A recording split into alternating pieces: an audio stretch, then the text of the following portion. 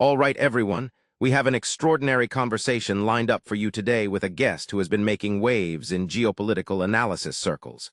Professor Shin from the YouTube channel Predictive History joins us to break down one of the most consequential conflicts of our time. Professor, welcome to the show. Thank you for having me. It's great to be here. So let's jump right in. You've been analyzing this Iran situation for years now, and you made some pretty bold predictions back in 2024. Can you walk our audience through what you forecasted and how things have played out? Absolutely. So back in 2024, I laid out three major predictions for my students. First, that Donald Trump would win the presidential election. Second, that the United States would engage in military conflict with Iran. And third, perhaps most controversially, that the United States would ultimately lose this war, fundamentally reshaping the global order as we know it. The first two have obviously come to pass. The third is what we're watching unfold right now in real time. And you're still confident in that third prediction, because that's a pretty heavy statement to make about American military power. I am, and let me explain why. What we're witnessing is fundamentally a war of attrition, and Iran has been preparing for this exact scenario for 2 decades. This isn't just a military conflict for them. In their eschatology and their religious worldview, this is the prophesied confrontation with what they call the Great Satan. They've been gaming this out, running simulations, preparing their population psychologically and materially for this moment. What kind of preparation are we talking about specifically? Well, look at what happened last June. That 12-day conflict was essentially a dress rehearsal for Iran. They were able to test and analyze the strike capabilities of both Israeli and American forces. They gathered intelligence on response times, on interception rates, on command and control structures. And then they had 8 months to digest that information and adjust their strategy accordingly. Meanwhile, their proxy forces, the Houthis in Yemen, Hezbollah in Lebanon, Hamas in Gaza, and the Shia militias in Iraq have been engaged in continuous low-intensity conflict, constantly learning and adapting to American tactics. So you're saying Iran has essentially been studying for this test, while America was winging it? Exactly. And the strategy Iran has developed is brilliant in its simplicity. They're not trying to win a conventional military victory against the United States. That would be impossible. Instead, they're waging war against the entire global economic system that sustains American power. They're targeting the Gulf Cooperation Council countries, Saudi Arabia, UAE, Bahrain, Qatar, and they're not just hitting military targets.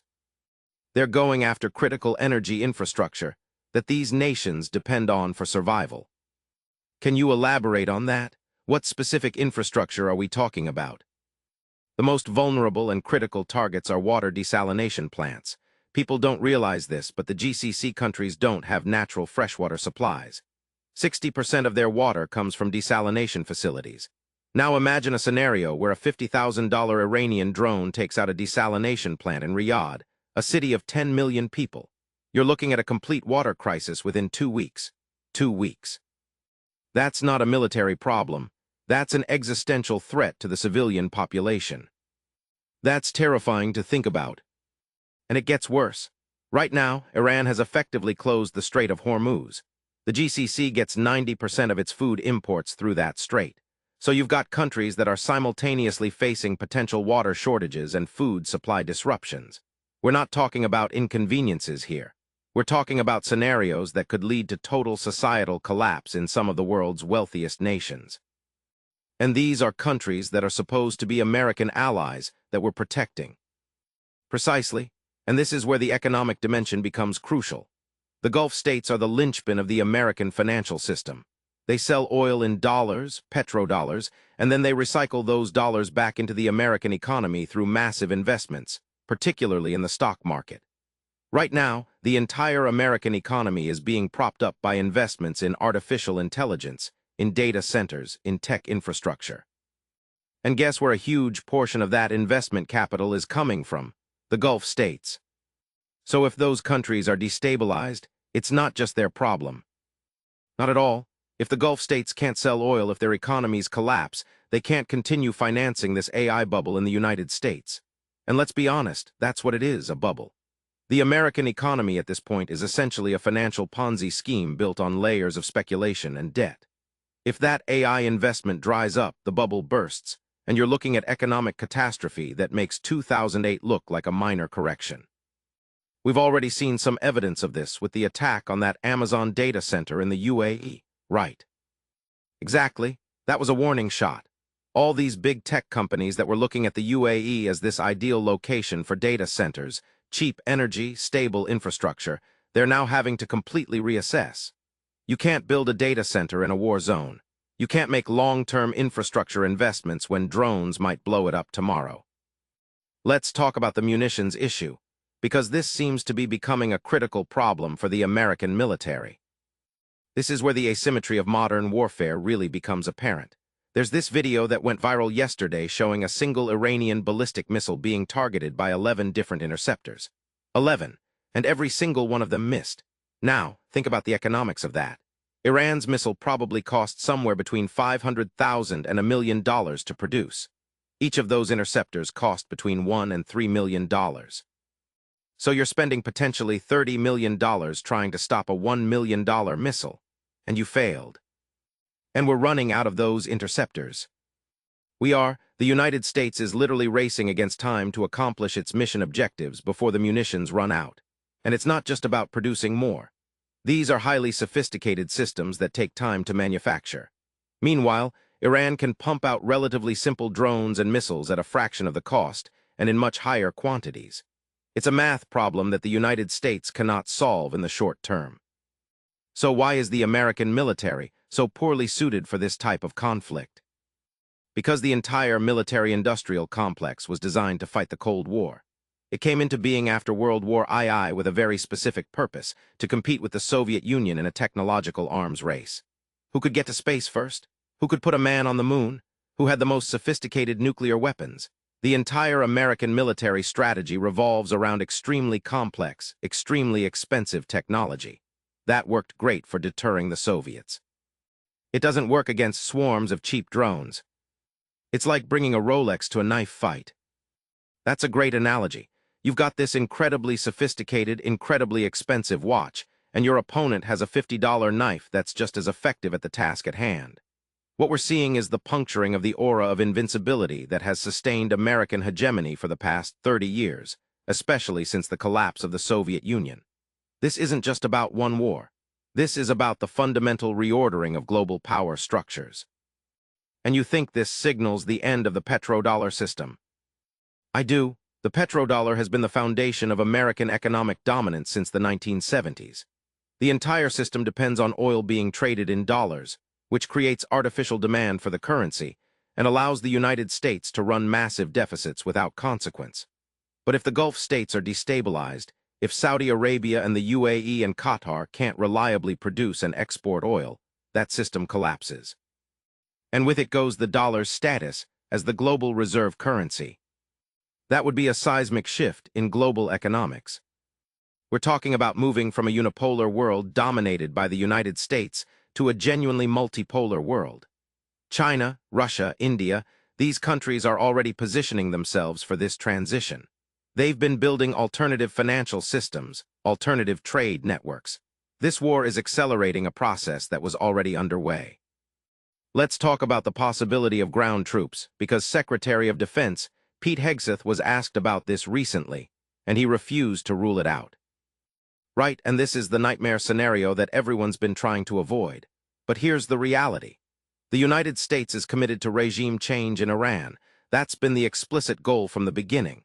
And we have never, in the history of modern warfare, achieved regime change through air power alone.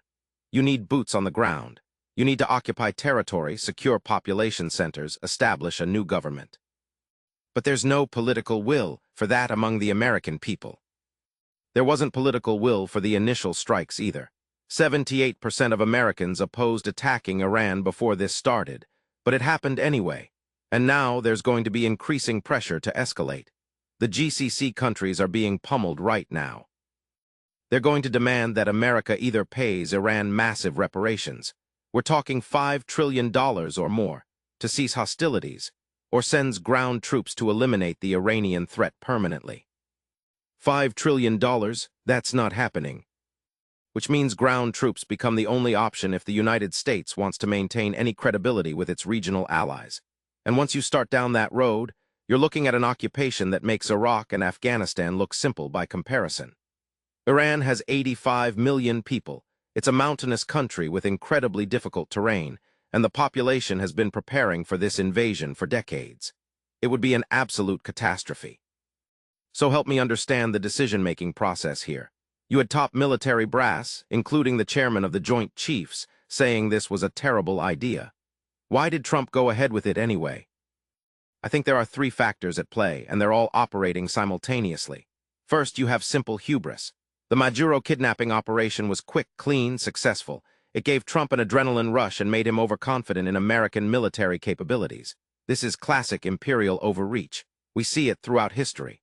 Hitler conquered most of Europe relatively easily and thought he was invincible, so he invaded the Soviet Union. That decision destroyed the German army. So Trump got high on his own supply. Essentially, yes. But there's also a second factor, which is personal political calculation. Even if this war is bad for America as a whole, it might be good for Trump personally. The Saudis invested $2 billion in Jared Kushner's private equity fund. The Israelis, through Miriam Adelson, have been bankrolling Trump's political career. Adelson literally said she'd put up $250 million if Trump runs for a third term. So he's being bribed to start this war. That's one way to interpret it. And there's another angle too. If this war goes badly and Trump has to deploy ground troops, he'll need congressional approval for a major escalation. That gives him emergency war powers. He can influence the midterm elections, potentially delay them altogether. People rally around the flag during wartime. It's a path to extending his presidency beyond constitutional limits. That's a deeply cynical calculation. It is, but there's a third factor that's even more unsettling, which is the eschatological dimension. If you look at the broader patterns of global power at documents like the Epstein files, it becomes clear that there are secret societies and networks of extremely powerful individuals who are driving these decisions. We can call them different names, the Illuminati, the deep state, whatever terminology you prefer. But they exist. You're talking about the Jesuits, the Sabbatean Frankists, the Freemasons. Exactly. These groups control the Vatican, they control modern Israel, they control the American national security apparatus. And they believe that this war in the Middle East is essential to their eschatological vision, their end times prophecy of creating heaven on earth.